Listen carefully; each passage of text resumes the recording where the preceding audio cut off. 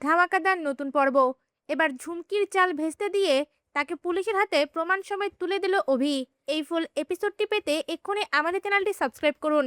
এই পর্বে দেখা যায় ঝুমকি অভির গাড়িকে ফলো করে তার গাড়ির পেছনে এসে দেখতে পায় অভি ও ছুটি দুজনে একসঙ্গে ঝগড়া করছে। আর সেটা দেখে ঝুমকি অনেক খুশি হয়ে যায়। এরপর দেখা যায় ঝুমকি দূরে দুজন পুলিশ অফিসারকে দেখতে পায়। আর সঙ্গে সঙ্গেই সেই পুলিশ অফিসারের কাছে গিয়ে বলে ওঠে, ওই দেখুন ওই গাড়ির মধ্যে দুজন ছেলে মেয়ে কুকর্ম করছে। এই কথা শুনে পুলিশ অফিসারও সে গাড়ির কাছে গিয়ে ছুটিও অভিকে বলে ওঠে, দিন দুপুরে গাড়ির মধ্যে কুকর্ম, এক্ষুনি গাড়ি থেকে বেরিয়ে আসো। এরপর ছুটিও অভির কোনো কথাই না শুনে তাদেরকে থানায় ধরে নিয়ে যেতে লাগে। ঠিক সেই সময় অভির চোখ পড়ে ঝুমকির দিকে। ঝুমকি অভি ও ছুটির এমন অবস্থা দেখে অনেক খুশি হচ্ছে। তখনই অভি বুঝতে পেরে যায় এই সবটা ঝুমকির কাজ। তখন অভি রেগে গিয়ে মনে মনে বলতে থাকে, এই আজকের কারণের আসল কালপিটকে আমি বুঝতে পেরে গেছি। এবার আমি আর এই ঝুমকি ম্যাডামকে শান্তিতে থাকতে দেবো না। থানা থেকে রেহাই পাওয়ার পরপরই ঝুমকির পেছনে লাগা শুরু হবে আমার। এই কথা বলে একদৃষ্টিতে ঝুমকির দিকে তাকিয়ে থাকে।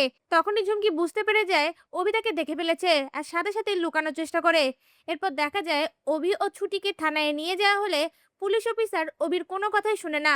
অভি বারবার বলার চেষ্টা করে ছুটি হচ্ছে তার ওয়াইফ আর সে একজন লয়ার, তার সঙ্গে এমনটা করলে ভালো হবে না। পুলিশ অফিসারও সঙ্গে সঙ্গেই বলে ওঠে, এই ধরা পড়ার পরে সবাই নিজেকে নির্দোষ বলে। উকিল, লয়ার, পুলিশ কত কি বলে, এগুলো কথাই আমি ভুলছি না। এক্ষুনি আপনার বাড়ির নাম্বার দিন। অভির রাগ দেখে ছুটি তখন সেই পুলিশ অফিসারকে বাড়ির নাম্বার দেয়। অন্যদিকে অভির মা এই সকল ঘটনা শুনে চমকে ওঠে আর অভির ঠাম্মিকে নিয়ে থানায় হাজির হয়। তা ভিউয়ার্স, অভি যদি থানা থেকে ছাড়া পাওয়ার পরে ছুটিকে উচিত শায়েস্তা করে, আপনাদের দেখতে কেমন লাগবে? আপনাদের মূল্যবান মতামত আমাদের কমেন্টে জানান। ধন্যবাদ।